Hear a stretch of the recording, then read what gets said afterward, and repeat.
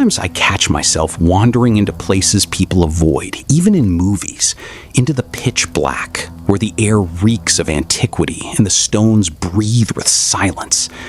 People often ask me why I'd venture into that abyss, where a single wrong step or a careless word can turn the mountain into your eternal tomb. I never know how to explain it. It's not about the adrenaline or some mindless hunger for risk. It's about the fact that in a world full of noise and pretense, deep down under miles of rock, you finally hear the beat of your own heart. It's the only real, honest, and truly meaningful sound left. Helping people down there isn't just about leading the lost out or pulling someone from a fall. It's about being a flicker of light in a place that's meant to swallow you whole. When my hands shake from the cold and the fear, I remind myself that someone is waiting for me back up there. That simple fact is my only anchor. Helping is not about pretty words. It's back-breaking, filthy, death-defying work, done solely so that one more person gets to see tomorrow's sunrise. It's my way of not going insane in a world that has forgotten how to appreciate the very air it breathes. I am here because someone has to hold the lantern, and as long as it burns, I know none of this was in vain. There is a vast array of professions in this world, but mine is perhaps a rare breed. I am a caver. I love my job. It's full of everything, but most of all, it's full of extreme. You know, it's incredibly thrilling when you stand there with your team, about to explore a new cave where no one has ever stepped before. You have no idea what's hiding there in the dark. You don't know if you'll all come back, or if any of you will. Adrenaline, that's what makes you feel alive.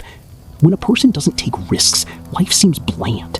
But when you're in a pitch-black cave where lagging behind means death, or where a split second of carelessness can send you plunging into a bottomless pit, that is when you truly feel alive. I've been in many caves, formed for all sorts of reasons, but my least favorites are those created by volcanic eruptions or earthquakes. Terrifying places. Sometimes deep inside, we find entire lakes of long-hardened lava. It might not seem like much, but the thought that something might go wrong, that an eruption or an earthquake might start, is haunting. You try to push it away, to bury it in the deepest corners of your mind. You might think it's simple to walk through caves, to climb through dark labyrinths that could be filled with gas or hidden chasms. No, it's far worse. To bury the whole team, sometimes all it takes is a misplaced kick against a wall, or a shout loud enough to bring the ceiling down on your heads. But what I feared most were the vertical drops. Sometimes you have to survey from above while others go below, and suddenly you find a sheer drop. In the beam of your flashlight, you start prepping someone for the descent. I've gone down into those holes more than once. The first descent is always done by one person, to scout the situation, so to speak. Sometimes, what they pull back up on the rope is a corpse. There are two killers in a cave that you cannot see: methane and carbon dioxide. Carbon dioxide is heavier than air and usually gathers in pockets or poorly ventilated areas, while methane is lighter than air and collects near the ceiling. How can you be sure if there's gas? Just strike a match. If it flares up brightly and behaves unnaturally, that's methane. If it barely flickers and dies, that's carbon dioxide. A long time ago, I was told about the dog cave, and a morbid amusement once available for a fee. The cave was filled with carbon dioxide, and if someone wanted to see what would happen if they went in, they would pay to have a dog thrown inside. The animal would lose consciousness, then they'd douse it with cold water, and it would be fine. That was a long time ago, 18th or 19th century maybe. But what would happen to a human if they stayed in such a place for a while with no one to help them? Exactly. They would simply perish. Beyond natural dangers, our line of work is filled with strange, mysterious stories, superstitions, and omens. There are places I personally wouldn't set foot in. For instance, we had a weird rule in our group: never enter a cave on a Friday. God knows why, but every single Friday we had something go wrong. Someone would slip on the descent or get stuck in a squeeze, and all sorts of other minor disasters. So we personally don't do any work on Fridays, no matter how urgent or important it is. I don't know why it started, but even those who left our group still follow this strange superstition, just like I do. Here is a little tale someone once told me. A group of young people entered a small, well-mapped cave, one that you could traverse from end to end in half a day. Not really a cave, more like a joke. 2 days later, they hadn't returned. Experienced cavers went in after them and eventually pulled them out. They found all 5 of them lying near a dead fire at a clearing where groups usually stop to eat or rest. There were no visible signs of injury, but all 5 were frozen with smiles on their faces, which creeped out the rescuers quite a bit. There were 2 weird things about this story. First, why were they all smiling? And second, why did they go to sleep right there, on the bare, hard stone? The cause of death was never established, and that cave was dubbed the Cave of the Smile. Besides the strange sounds that can turn your hair white, there were bizarre things that happen to a person's psyche. For instance, the trailing presence syndrome. It's a hellishly unpleasant thing, especially if you've traveled to the middle of nowhere and have been trekking for days. If you were the last one in line, after a while you start to feel like someone is behind you, someone walking in your exact footsteps. You know perfectly well that there is no one there, but you keep twitching and looking back because the sensation of a presence won't leave you alone. They say this invisible someone might even touch you, but that's nonsense, of course. It's most likely just a draft. Still, some people truly believe it's the soul of a tourist or a caver who went missing in those caves, and that the touch is a warning of danger. Your nervous system is fried. You've been walking for days in total darkness, crawling on your belly, descending deeper, with no concept of day or night. It's no wonder your mind starts playing tricks on you.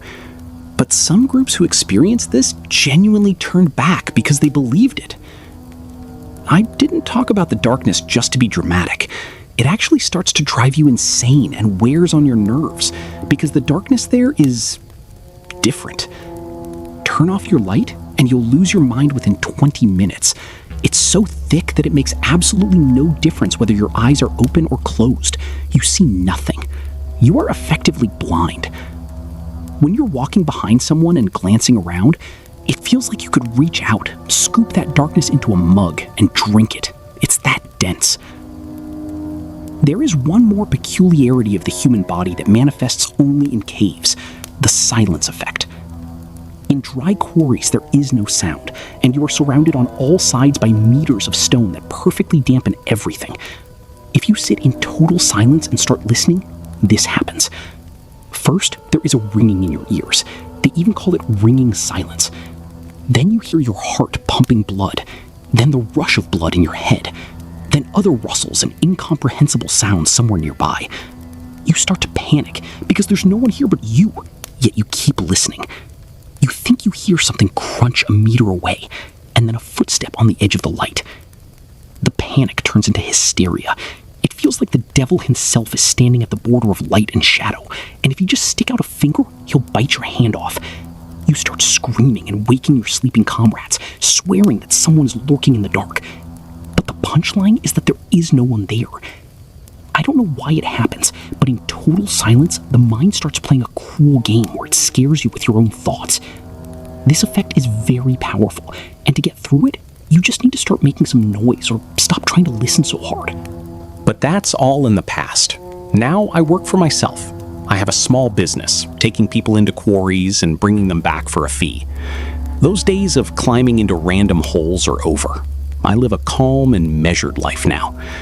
But sometimes, when I get bored of the same old route, I allow myself to consider an offer from the outside. I'm an experienced hand.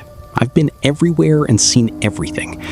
Over 10 years, I've navigated caves, quarries, and mines of all types, sizes, and origins. I can lead people where many wouldn't dare. Recently, I received an unusual and very generous offer from a very influential and wealthy man. When we first spoke, I could barely bring myself to turn it down. He offered me the best gear, a 10-man team of the most experienced people, any equipment I could possibly need for the descent, and a detailed map with a precise route to reach a depth of over 900 meters. But the most important part was the fee. Oh, it was so hard to refuse. If he asks me again, I probably won't be able to say no. I refused because of several factors. First, that cave was in Yakutia. specifically on forbidden lands that knowledgeable people prefer to avoid. Only fools or the ignorant go there. The number of people who have vanished in those lands is staggering, and those who have returned sometimes tell such horrors that you really don't want to go and check. Some swore they saw low-stature people emerging from caves and chasms, about 70 centimeters tall, with long ears, elongated skulls, and black eyes, their skin pale white. These beings don't like strangers on their territory and kill anyone who accidentally wanders in. They usually attack in the dead of night while people are sleeping. What happens to the bodies is unclear. Sometimes they are found, sometimes they aren't. I've heard about empty tents and campfires still burning with no one around. Some say there are vast iron deposits near the surface in those areas, which is why all navigation equipment goes crazy and any electronics glitch or break down. Others whisper that an immortal shaman and his servants live there. They say the shaman is evil, but relatively lenient toward the locals, so he doesn't touch the villagers. But if any stranger wanders in, they're caught and dragged to the shaman, who usually sacrifices the poor soul. The shaman is said to be immortal. You can't kill him or neutralize him, but if he wants you, he'll catch you himself. These rumors are fueled by rare photos from tourists who manage to return. The quality is poor, but it's perfectly clear that on the mountain peak, where you couldn't survive climbing without serious gear, there was a decent-sized flat patch with several log yurts and something resembling an altar. Whoever took those pictures must have had nerves of steel and a good camera. After all, who lives there, and how did they haul logs to such an altitude? There are many questions and no answers at all. And finally, the most fantastical theory: UFOs. They say people have seen flying saucers and lights swirling in the sky, forming strange geometric shapes, and perfectly circular holes in the ground that allegedly go down for miles. But one important fact shouldn't be overlooked. All this happens on the surface. Inside the caves, there is plenty of mysticism too. For instance, the Devil's Circles, a terrifying and completely inexplicable phenomenon. Usually, no one survives it, and mentions of it are found only in the suicide notes of those who descended into certain caves or went too deep into those with a dark reputation. The Devil's Circles is a strange phenomenon that makes it absolutely impossible to get anywhere. No matter how much the group wanders or what routes they take, they always end up back on their own tracks, walking in circles through the tunnel or the cave. The harbinger of this phenomenon is often a powerful roar that comes from the depths of the cave. One of the victims described it this way: "There were 4 of us on the second day. The route was difficult. I would never have come here alone because I wasn't sure I could find my way back, even with a map. It started getting very cold. The guide was nervous, telling us all to stay silent. His assistant was as grim as death. Fear and a premonition of something terrible hung in the air. When asked why the temperature had dropped by 8 degrees, the assistant and guide wouldn't answer. After 2 hours of agonizing descent, the guide snapped and said we were turning back. To hell with that underground lake. I wanted to protest, saying the money was paid and we had to reach it. But I didn't have the chance. Something growled off to the left. The roar was echoing, loud, bouncing off the walls. I don't know what it was, but I suspect the sound came from the east because that part is unexplored due to its danger. And I know there are many branches there that stretch for miles in all directions. The guide sat on his ass, pulled out a flask of alcohol, and started drinking it in large gulps. When I asked what that was, he just said, "We've arrived. What the hell? I don't understand. Go back. Take your money." The guide and his assistant gave us our money back and told us we were free to go wherever we wanted. The other guy and I, who, like me, paid a lot of money to see that lake and take pictures, started walking back. We had a map, food, and water, so we'd make it out. At first, everything was fine. I have a little experience, so I was reading the map well and knew exactly where to go. But imagine my surprise when we ended up right back where the guide and his assistant were. 4 hours, the guide said. You've been gone for 4 hours. It's a long hook. It takes a long time. After I'd done a couple of laps and kept ending up back there, I believed that this cave would become our grave. I know many such stories from those parts, but even more chilling is what an old colleague of mine told me. A long time ago, he was near those forbidden lands and went down into a simple cave. It only had 2 dead-end branches, each no more than 2 kilometers long. basically nothing of a cave. There was nothing dangerous about it, and it was hard to get lost. He was leading some people who were carrying equipment and scouting for gold. While his group was hacking at the walls, he walked further into one of the branches, to the dead end. And here is the interesting part. I'm walking along and I hear someone hacking at the wall with a pickaxe. I turn the corner and see a man in the dead end, in the light of a lamp from the 60s, hacking at the wall with a pick. He was dressed strangely. Nobody dresses like that anymore. But not really surprised, I greeted him and asked how things were going. He spoke strangely too. The words were the same, but his phrasing was odd. Then he asked if I had a cigarette. I pulled out a pack and held one out. He looked at me and said, "Oh, with a filter," and lit it with a regular match.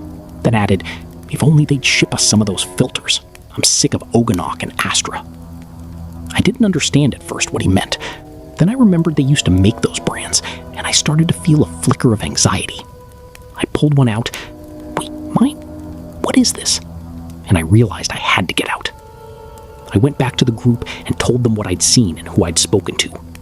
They demanded I take them to the man immediately. We went back, and naturally we found no one. But in the exact spot where the ghost had been hacking at the wall, my group found a gold vein. Another reason I didn't want to go was the map. The map was extremely detailed. It had markers for potential collapses, places to set up camp, and so on. Its very detail was terrifying. To create a map like that takes a lot of time, or a lot of lives, because the cave we were headed to is one of the most difficult and unfavorable for passage. Besides everything else, we had a goal. This wasn't just some exploration, it was specific. Some object, or perhaps a body, that we had to dig out from a collapse or pull from a pocket filled with carbon dioxide.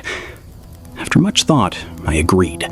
The depth was serious, the place was dangerous, and the money was simply astronomical. With that pay, I could live comfortably for a couple of years without wanting for anything. The client paid 50% in advance and said that on the final day before departure, he would tell us exactly why we were going to the middle of nowhere, and most importantly, what for.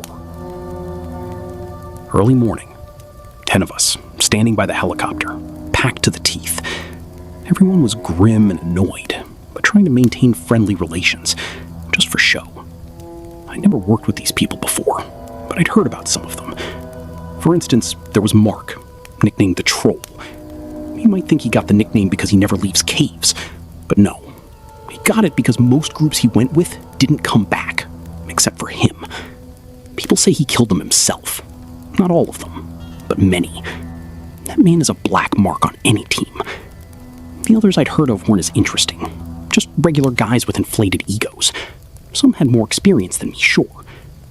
The rest, I didn't know, but I tried to stay on good terms with everyone. After 20 minutes of waiting, a car pulled up, and out stepped the client, a fat man in a suit with 5 chins. This toad lazily climbed out and approached us with an air of importance. Without a single hello, he announced, "The helicopter will take you to the site and return in 4 days. You have everything you need to descend to the very bottom and bring that thing back to me." "And what is this thing?" Mark asked. "My man is going with you. When you reach a depth of 900 meters, he will tell you exactly what you need to find and bring back from that cave." Is it that much of a secret? It's not a secret. It's just that if you knew right now what you had to pull out, I'm not sure many of you would go. Get in the helicopter. I expect you back in 4 days. The whole trip, I wondered what it could be. A corpse? If so, that's terrible. In some spots, it would be a real struggle to haul it out, and it would probably stink to high heaven. Or something else. What could you pull out of the ground that would make us want to refuse? And most importantly, who was the client's man? Is there just one, or are there several? And if we find something truly valuable, will they just shoot us on the way out? After all, you never know. Well, anyway, first I had to see this mysterious object. We moved through the cave, squeezed through narrow passages, and rappelled down ropes. Despite being a motley crew, the group worked like a living organism. That's the mark of pros and experienced people. Everyone knew exactly what to do and how to behave, and when passing through tight spots where we could only fit sideways, everyone helped each other. The first rest stop was at a depth of 250 meters. It might not seem like much, but believe me, just getting there is an achievement. I was exhausted like never before. Narrow tunnels, extreme humidity, and the last 40 meters I had to crawl under a slab, thinking I was about to be crushed. But we paved our way, and we sat in the light of a large, bright lamp, eating canned food and sandwiches. While I ate, I checked the map, and it didn't fill me with any enthusiasm. Lots of rappelling and many tight spots to squeeze through. The break was short, 20 minutes, after which we trudged back into the depths. On one of the descents, something very unpleasant happened. 9 people had already gone down and were standing at the bottom when the last guy had bad luck. We tied the rope to a large rock at the top, and either the rope gave way or it slipped, but the guy fell 10 meters head first. The pile of bones and meat left a mark on me and the others, but the team leader just said, "Pack your things, let's go." So we did. It wasn't that we didn't feel sorry for him, we just couldn't do anything, and on the way back, we just walked past him. Nobody was going to haul him out. Next, we had 200 meters of climbing to overcome. That is a pleasure below average when you have a full backpack of gear on your back, constantly snagging on ledges. While I was doing it, I thought I'd die. After clawing out of that cramped space, another descent awaited us, and before everyone was even out, 2 were already going down. We weren't just walking through the cave, we were flying. Every request for a break was rejected. They said we were in a hurry. 24 hours passed. The cave became a true test of strength. Almost no room to pass, terrifying humidity, hard to breathe, and almost the entire route was narrow or sideways. But we were nearing the coveted 900-meter depth, where, incidentally, our maps ended. When we emerged into a spacious area where we could stand at full height, I was happy. But I was particularly worried about my feet, and for good reason. I took off my boots and socks, and I almost puked on myself. From the wild humidity, my toenails had fallen off, and my feet had swollen, turned white, and looked like shriveled apples. You know, some great person once said, "Keep your head cool and your feet dry and warm." How right he was. In another 24 hours, I wouldn't be able to walk normally, and a day after that, I'd be in a world of pure pain. While I was drying and treating my feet, questions arose in the group. Someone demanded the guide explain right now why we were going into these caves. Others stayed quiet, as the conditional depth where he was supposed to tell us everything had been reached. It turned out the client's man was Mark, the one they called the Troll. He stepped in front of us and began his story. Basically, I'll start from a distance, with myths and legends. Everyone has heard tales about these lands, the caves and the weird stuff happening here. But I'm sure everyone has also heard about the so-called underground creatures that crawl out at night and eat everyone. Call them what you want. Little people, earth dwellers, gnomes, it doesn't matter. What matters is that they actually exist. The sponsor of this expedition is into occult sciences and knowledge, but his desires align with his means, so we're like the 5th group sent here. Our predecessors caught one living gnome, I'll call him that because I don't remember their official name, and dragged it to him. What he did with it, I don't know, but after that he sent other expeditions to find out exactly where and how these gnomes live. They also compiled a detailed map. As you might have noticed, it lacks nothing but the stone count, and found a safe route to here. 28 people gave their lives for this map. True, 10 of them were eaten by these creatures in narrow passages, but that was on a different path, to the west. So right now, we are sitting above a huge void where these little gnomes live. Don't let their size fool you. They are strong and they're quick. Don't bother trying to run. They feel vibrations and will find you easily. If you linger in one spot, they'll eat you too. They have an excellent sense of smell. To fight them off, you need lights. They still have something like eyes, and if you shine a light directly into them, it seems to cause them terrible pain. We need to check the air quality with an instrument, someone said. That guy sounds like he's been sniffing something. Mark pretended not to hear. Anyway, our task is to descend to the very bottom and take a large, round, glowing object from the altar. What is it? Someone asked. I don't know, but I was told it's big and round, about the size of a watermelon. They said you won't miss it. I don't believe in it, of course, someone else said, But I'll ask, how do we approach it, and what do we do if they swarm us? You won't have to walk much. The chasm we're descending into is right above the spot we need. We just descend, grab it, and go back up. And what then? They'll just give you their treasure? They'll give it up. They won't have a choice. Anyway, the plan is 4 go down, 5 stay up top. As soon as we grab the thing, pull us back up. Everything clear? Someone in the group laughed. Strange. The air seemed fine. I was one of the lucky ones chosen to go down. 5 flares, which I'd suspected Mark had been issued for this purpose, flew into the gaping void. Then they threw the ropes down, and we climbed. It was terrifying. The walls were covered in honeycombs, and inside those honeycombs lived the gnomes. They hissed, growled, and threw stones at us, but we kept descending toward the flares, which were scattered among human bones. It was at least 50 meters down. And when, amidst the noise, the chaos, and the incomprehensible shrieking and wailing, we were 5 meters above the floor, we saw it, a glowing white orb. Someone threw more flares in different directions, but those were red. Without touching the ground, I grabbed the orb. It felt like glass to the touch, and shoved it into my pre-prepared backpack. A few creatures made a move toward us, despite the pain from the light, and started tearing at one of our group members. "Pull!" I yelled, and started ascending. The little creatures were frenzying on the living man. I tried to kick them away, which I later regretted. And when we were 5 meters up, Mark cut the rope, and the 2 creatures and the man screaming in panic fell back down. When we were back on top, someone yelled, "Get out, fast!" "They're chasing from down there. They won't catch us," Mark said.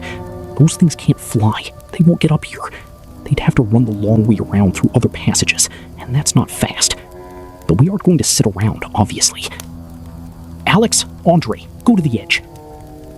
They stepped forward, and Mark pushed them down into the pit where those little devils were raging. "Why?" I asked.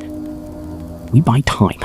While they're busy with them, some time will pass, and we might need that. So, are we heading back?" Some would say it's wrong, that you can't do things like that. And I agree.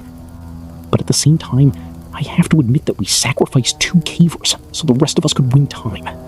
The term heading back was, to put it mildly, inaccurate. We were flying, fueled by the adrenaline and what we'd seen. I was navigating the difficult terrain with extraordinary ease and shocking speed. We had a long and grueling climb ahead. 18 hours had passed since the theft, and we were near the top. We didn't stop. We pushed through just as we were to avoid collapsing. Mark gave us stimulants that would have made a corpse dig a garden.